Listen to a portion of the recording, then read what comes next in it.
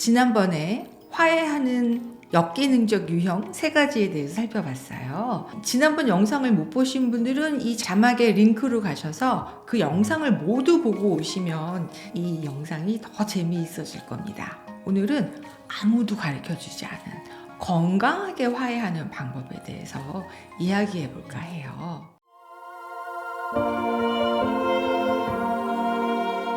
일단 이 갈등에 대해서 개념을 잘 이해해야 되는데요. 보통은 우리가 이렇게 갈등하면 싸움이라고 얘기하고, 싸움은 곧 누가 잘못하는 거고 시시비비를 가려야 되고, 나도 모르게 누가 잘못한 거야? 이거를 먼저 생각하게 되잖아요. 근데 사실은 가까운 사람들 관계에 있어서 이렇게 잘못을 가리는 거는 그닥 도움이 되지 않아요. 법원에서만 가린다고 제가 얘기를 하거든요. 법원에서는 잘잘못을 법에 근거한 기준에 의해서 가리는데요. 우리들의 친밀한 관계에 있어서는 이게 잘잘못을 가리는 게 중요한 게 아니라 상대가 어떤 사람인지, 갈등은 상대방이 어떤 사람인지를 내가 알아가는 좋은 기회라는 개념이 있으셔야 돼요. 이 사람의 욕구와 이 사람의 욕구가 서로 달라서 생기는 것이라는 개념이 먼저 선행돼야 될 것 같아요. 예를 들면 한 부부가 있어요. 부부가 서로 맨날 다투는데요.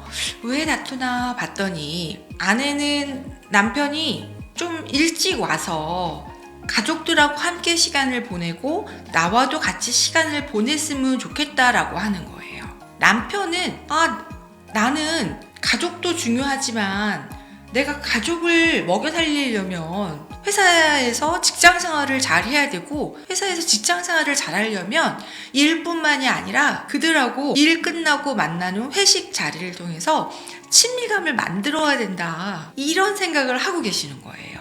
그러면서 이런 이슈로 남편분이 어떤 때는 미안해, 다음부터는 빨리 올게, 그렇게 말했다가 또다시 또 늦게 들어오고, 술이 이만큼 취해서 들어와가지고 막 또 싸우고, 이런 갈등이 계속 반복이 되는 거죠.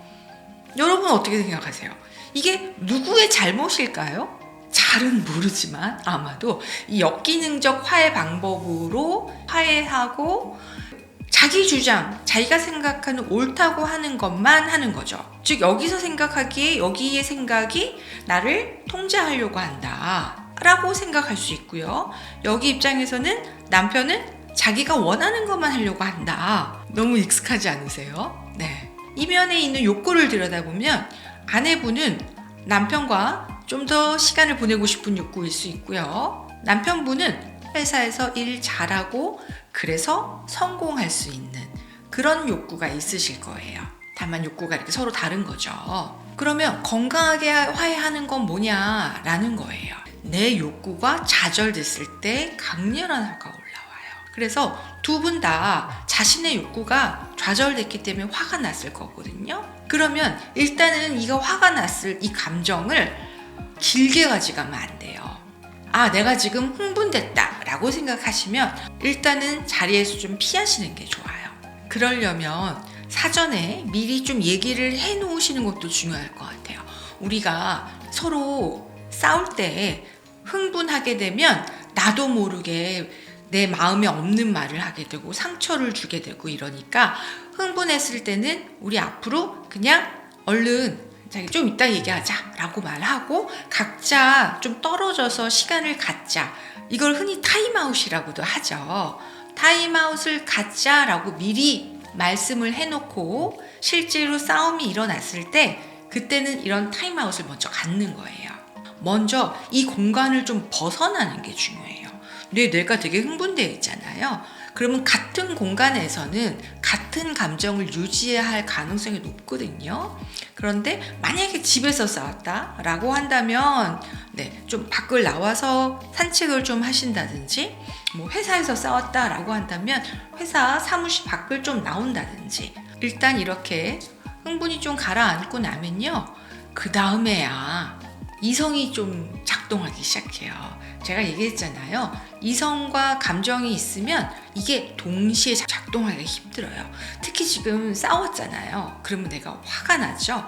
감정이 막 활성화되어 있을 때는요, 이성이 활성화가 되지가 않아요. 일단 이렇게 흥분이 가라앉고 나서는 먼저 나의 욕구가 뭐지? 를 생각해 보세요. 이게 무슨 말이냐고? 내가 내 욕구를 모르냐고요? 네. 생각보다 내가 원하는 거를 내가 잘 모르는 경우가 많아요. 내가 원하는 욕구는 여기 지금 욕구 카드가 있는데요. 보이시죠? 이 욕구는 인간이 모두 다 보편타당하게 가지고 있는 굉장히 건강한 욕구예요. 그래서 내 욕구가 뭐지? 이걸 먼저 생각해 보시고, 그리고 지금 어떻게 하면 내가 화가 가라앉을까? 이렇게 나한테 셀프 퀘스천을 나한테 보내보시는 거예요. 그러면 머릿속에 생각이 좀 정리가 되거든요. 그리고 내가 원하는 것과 내가 원하는 것이 정리가 될 때 뭔가 좀 안도감이 생겨요. 그 다음으로 하는 게, 상대방은 그러면 원하는 게 뭐지? 상대방이 원하는 욕구는 여기에서 어떤 걸까? 이런 거를 한번 떠올려 보시는 게 굉장히 도움이 된다는 거죠. 이렇게 생각을 막 하고 있으면 오히려 감정이 더 차분해져요. 근데 이 시간이 꼭 하루 이틀 넘어가는 건 별로 좋지 않아요. 보통 2-3시간 또는 이제 반나절 정도의 시간이 가장 좋은 것 같아요. 대신 다른 거 하지 마시고요. 집중해서 생각하셔야 돼요. 그리고 정리가 된 사람이 먼저 상대방한테 얘기를 하자는 요청을 하시는 거예요. 그리고 나서 여기서는 거꾸로 하셔야 돼요. 내가 원하는 것과 내 욕구를 먼저 얘기하는 게 아니라 내가 생각했던 상대방의 긍정적인 의도와 욕구를 내가 먼저 읽어주는 거예요. 예를 들면 제가 아내예요. 내가 아내로서 남편한테 먼저 가서 자기야 얘기 좀 해보자 라고 요청을 해요. 그 다음에 내가 많이 생각해 봤는데 당신도 회사에서 사람들하고 같이 어울리면서 그 안에서 소외되고 싶지도 않고 인정받고 정보를 많이 얻고 거기서 성공하고 싶은 당신의 마음이 정말 이해가 돼. 그리고 어쩌면 나는 당신의 아내니까 내가 당신에 대해서 이해해 줄 수 있기를 바란 것일 수도 있을 것 같아. 혹시 맞아? 내 말이? 그런데 나는 결혼할 때 사실은 이런 걸 생각을 못 해봤어. 나는 어쩌면 이런 판타지를 가지고 있었는지 모르겠지만 저녁이 되면 내가 요리를 막 해놓고 자기랑 같이 오늘 하루 있었던 얘기를 오손도손 나누면서 우리의 시간을 더 많이 보낼 수 있을 거라고 생각하고 난 결혼을 한 거거든. 그러면 내 욕구도 나는 내가 중요한 것 같고 당신의 욕구도 중요하다면 우리가 이런 문제를 좀 어떻게 해결했으면 좋겠어? 이런 대화를 나누는 거죠. 여기에서 중요한 건 내가 먼저 결론을 내려서 해결 방식을 내가 먼저 제시하는 게 아니라 상대방의 욕구도 내가 이해하고 내 욕구도 얘기했고 그러면 서로가 욕구를 충족시키는 방법을 마인드맵처럼 서로가 토론을 하는 거예요. 양보할 거 양보하고. 네, 어떠세요? 이게 건강하게 화해하는 방법이라는 거예요. 먼저 흥분을 가라앉히고 다음에 나의 욕구와 상대방의 욕구를 긍정적으로 생각하고 그 욕구를 서로 확인하고 그럼 욕구를 채울 수 있는 방법을 서로 조율해 보는 거예요. 네, 여러분 좀 머릿속에 시뮬레이션이 그려지나요? 오늘 이 영상을 통해서 여러분들도 이 갈등을 통해서 관계가 깨지는 갈등이 아니라 더 가까워지는 그런 갈등이 되시는 좋은 팁이 되기를 바랍니다. 감사합니다.